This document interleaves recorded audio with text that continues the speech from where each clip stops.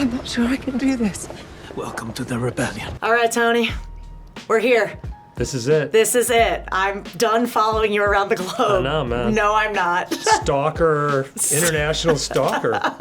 I feel like it. No. Let's talk about that finale. I mean, oh my goodness.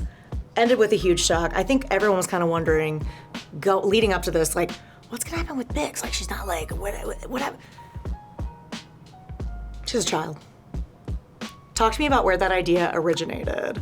I mean, probably starting to sketch the second season. I mean, I had a good idea how much mileage we were going to put on these characters and how hard the road was going to be. And, you know, it's, there's a shadow over the show, you know, and I just knew, not just dramatically, but personally, there had to be literally legitimate hope at the end of this thing, or it was really not abusive, but just wrong. I mean, and I don't, you know, if there has to be a candle in the window, or it's just, what's the point of getting up in the morning? And so I had the idea percolating that was probably my best option. And then as we sketched her departure, when she leaves Cassian, and figuring out the through line from the, you know, this sort of destiny and the Force healer and feeling this, it really was confirmed for me, because I thought, well, God, anybody who has, because it seemed like it might be difficult to, it's a subtle idea, and it's a complicated idea, and it seemed like it might be a little bit difficult for some people to get. It really isn't. It turned out not to be. But I really wanted to underline it for anybody who was doubtful about it when they get to the end and go, oh my God, she was pregnant. That's why she's leaving. Really, that's what she's not saying. Oh my God, it's... and it also,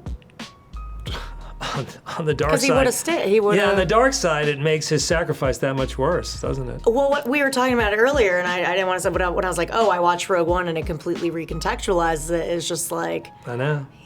He doesn't know. Maybe that's why I haven't watched it yet. He doesn't know. He doesn't know. He doesn't know. And it was so wacky because it was really the last thing that we filmed, you know, because we lost our wheat fields up in England because of the strike, and they had to rebuild it all on the Bond stage, and it was I came back for those last 10 days, and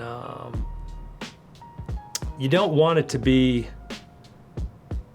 too sugary. You don't want it to be too obvious or cheesy in any way. But Alonso, Ruiz Palacios, and then Damian Garcia, who's shooting it, I knew that they would give us a really righteous frame. I knew that it would be really proper. And my confidence in Adria was just brimming at that point. And I knew that she had she'd earned, you know, she's Mother Courage there, you know. She's bringing everything to that moment, and it's not just a postcard. It's really all in there, and very satisfying. Yeah, I mean, have you given thought to, like, I'm sure you have, but like their life? Because it's like, you know, I think about the timeline, I'm like, that kid's around somewhere throughout. I don't know the sex of the child or the name of the child or Okay. anything. No, I haven't done any. No, I mean, let's be honest. I mean, Disney owns that child. Yeah, that's true. I mean, I will say there's a lot of threads in this show that there's so many great characters. I mean, like Clea has an amazing like ending in these last 3 episodes. So it's like there's a bunch of threads that people are gonna want to pick on and pick up. I mean, what intrigues you the most? Is there anything you would love to see, whether from you or from somebody else? Oh, you mean to go forward? Yeah. Oh, I don't really. I mean, in a silly way, we have all of our silly answers and the things that but no, I don't have anything serious. No,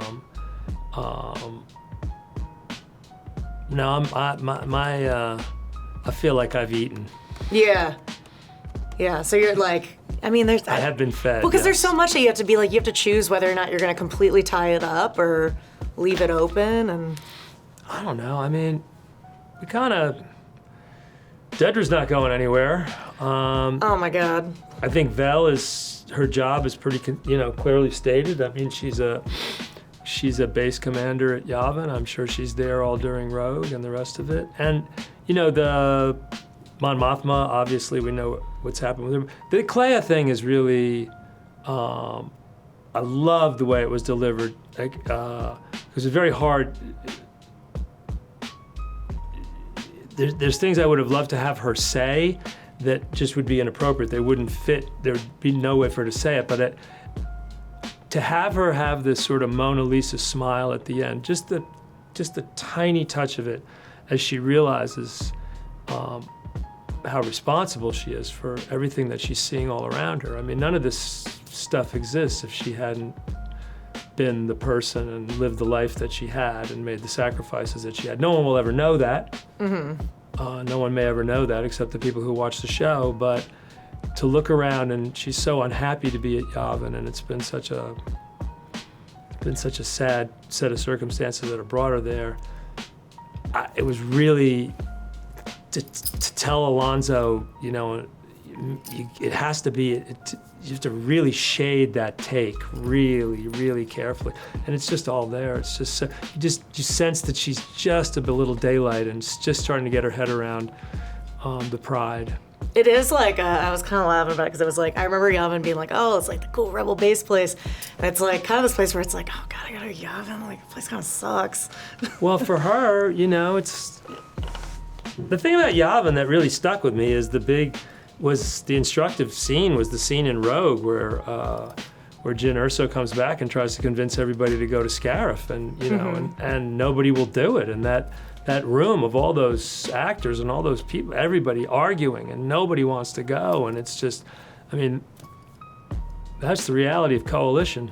Yeah, well, that's another thing with Jyn is, you know, there was so much back and forth at the time of whether or not Cassian and Jyn had a romantic relationship, and now I'm watching Rogue One thinking, no, I don't know. It's just interesting.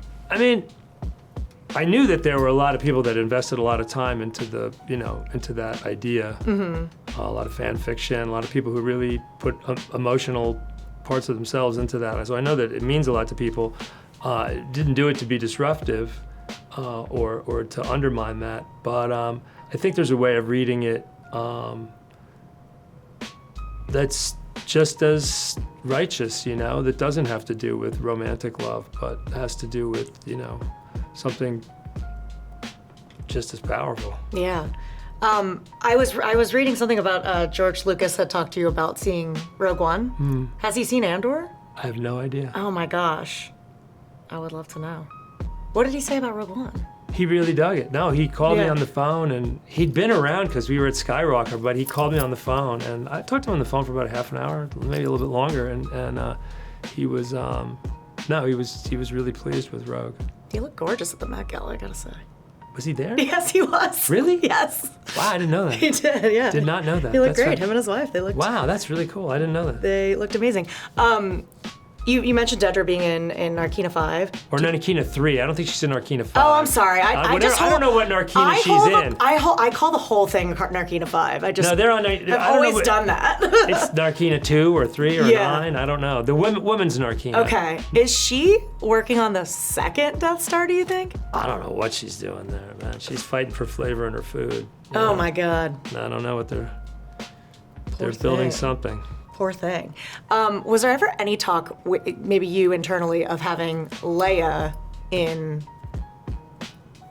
Andor? Initially, yes. There were some conversations early on. There was much to be made. This is in the sketching stage. This is in the really soggy beginning, trying to figure out what to do. Because trying to figure out, I was trying to make that investiture week idea. I was trying to get the most out of that investiture week and those parties, and we have Skulldun's party now, and you sort of have Mafi and Toffee talking about the investiture week, and we're making a thing out of it.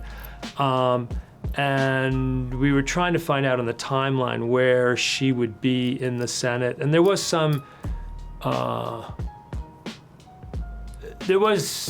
nutrients for a scene between her and Mon Mothma, that if she was going there at 16 and Mon Mothma had gone to the Senate when she was 16, there was some basic cool things for a scene, but it never got past that, and it never went to the casting stage, or it never got more real than that. I remember talking to Kathy about it and talking to Pablo about it, but it never got traction, and then it became a distraction.